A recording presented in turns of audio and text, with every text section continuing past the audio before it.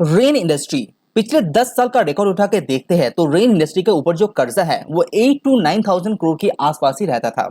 अभी भी ये 9,000 करोड़ के आसपास है। तो रेन इंडस्ट्री के ऊपर जो कर्जा है पिछले 10 साल से लगातार यहाँ पे देखने को मिल रहा है। लेकिन कंपनी के ऊपर कुछ ऐसा भी कर्जा है जो कंपनी को 2025 तक चुकाना पड़ेगा, जो मोटा अमाउंट हो जाता है। तो बहुत डिफिकल्ट होने वाला है आगे आने वाले 2 साल रेन इंडस्ट्री के लिए। साथ ही मैं आपको बता दूं कि रेन इंडस्ट्री का जो मार्केट कैप है वो 5,200 करोड़ के आसपास है। जो लेटेस्ट रेवेन्यू कमाया है क्वार्टर में है तो कंपनी का वो है 5,200 करोड़ के आसपास ही।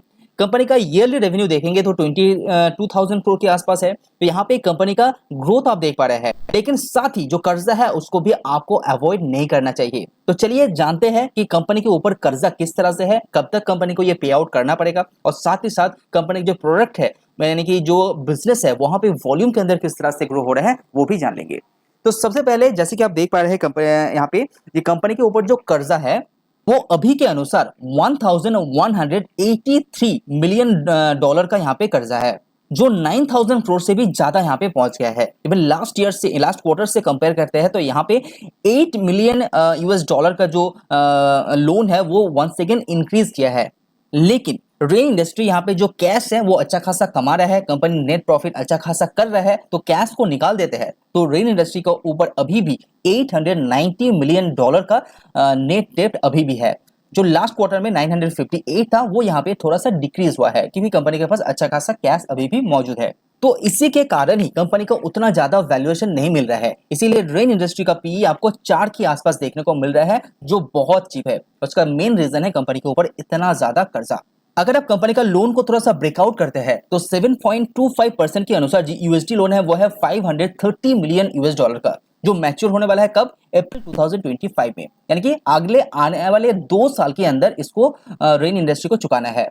साथ ही कंपनी की जो सीनियर सिक्योर्ड टर्म लोन है वो यहाँ पे इंक्रीज किया है 10 मिलियन डॉलर के हिसाब से, तो वो भी कंपनी का मैच्योर हो रहा है 2025 में, तो इसको कंपनी को चुकाना पड़ेगा। अगर आप बाकी सबको मिला देते हैं जो ग्रॉस टर्म के अनुसार कंपनी के ऊपर कर्जा है वो है 1042 मिलियन यूएस डॉलर, और फ्लोटिंग रेट के हिसाब से जो पैसा यहाँ पे उठाया है सीनियर बैंक डेट के अनुसार वो है यहाँ पे 20 यूएस मिलियन डॉलर का, जो यहाँ पे 2023 में ही नवंबर में इसको चुकाना पड़ेगा। अगर आपको ये वीडियो पसंद आए तो चैनल को सब्सक्राइब प्लीज कीजिए।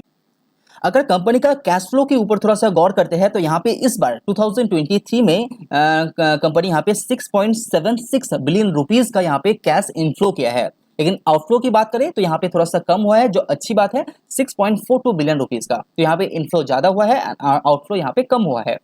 कैपिटल एक्सपेंडिचर की बात करें तो कंपनी लगातार अपने कैपेक्स भी जारी रख रहा है, तो जहां पे कंपनी इस बार 1.78 बिलियन रुपीस का यहाँ पे कैपिटल एक्सपेंडिचर किया है, जो 180 करोड़ के आसपास आपको देखने को मिल रहा है। अगर आप नेट कैश यूज की बात करें तो यहाँ पे 3.08 बिलियन जो रुपीस है टोटली आउटफ्लो किया गया है, जिसके अंदर 2.23 बिलियन कंपनी इंटरेस्ट पे करने के लिए यहाँ पे किया है। तो कंपनी का इतना बड़ा लोन होने के कारण कंपनी जो इंटरेस्ट पे करते हैं वो बहुत ज्यादा हो जाता है। तो जैसे कि आप यहाँ पे देख पा रहे हैं कि कंपनी हर साल यहाँ पे 500 से लेके 600 करोड़ तक पैसा जस्ट दे देते हैं एज अ इंटरेस्ट। तो यहाँ पे इंटरेस्ट इतना ज्यादा होने के कारण अच्छा खासा पैसा वहीं पे निकल जाता है। साथ ही साथ कंपनी 85 बिलियन 0.85 बिलियन जो रुपीस है वो पे किया है अपने डेट को यहाँ पे थोड़ा सा कम करने के लिए। अगर कंपनी का कोर बिजनेस को यहाँ पे ले लेते हैं यानी कि कार्बन का बिजनेस, वो 3 सेगमेंट में डिवाइडेड है, सीपीसी, सीडीपी एंड ओसीपी। तो उस कंपनी की जो सीपीसी बिजनेस है ईयर ऑन ईयर बेसिस 12.2% की दौर से यहाँ पे वॉल्यूम वाइज ग्रो हुआ है, लेकिन कंपनी का सीटीपी बिजनेस यहाँ पे -7% का ग्रोथ हुआ है, यानी कि यहाँ पे डिग्रोथ हुआ है। साथ ही ओसीपी भी यहाँ पे नेगेटिव में ही ग्रो देखने को मिल रहा है, लेकिन कंपनी के यहाँ पे रेवेन्यू अच्छा खासा ग्रो हुआ है, जैसे कि सीपीसी में 46% रेवेन्यू ग्रोथ आपको देखने को मिल रहा है। इसके कारण है मेनली कंपनी का जो प्राइस है, प्रोडक्ट का प्राइस है वो यहाँ पे इंक्रीज हुआ है।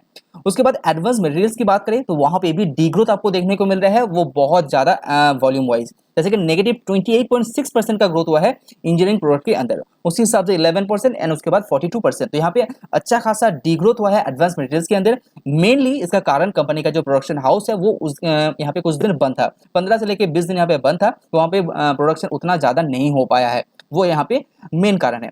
कंपनी का सीमेंट का बिजनेस भी जैसे खास यहाँ पे किया नहीं है, वहां पे भी थोड़ा सा ही सही लेकिन डीग्रोथ देखने को मिल रहा है। तो अगर आपके पास रेन इंडस्ट्री का शेयर अभी भी मौजूद है तो अच्छी तरह से रिसर्च कीजिए, उसके बाद डिसीजन लीजिए आपको होल्ड करना है या सेल कर देना चाहिए। कंपनी के ऊपर कर्जा है, ये सच बात है, लेकिन कुछ कंडीशन ऐसा भी है, अगर कंपनी ये कर्जा पे आउट नहीं कर पाते हैं तो कंपनी के कोई बैंकरप्सी यहाँ पे नहीं होने वाला है, क्योंकि यहाँ पे कुछ कंडीशन जहां से लोन लिया है उसके कुछ मैच्योरिटी यहाँ पे टाई अप किया गया है, तो उसको ऊपर भी आप रिसर्च कर सकते हैं। तो अगर आपको ये वीडियो पसंद आए तो लाइक जरूर कीजिए। आज वीडियो में इतना ही, सी यू ऑन नेक्स्ट वीडियो।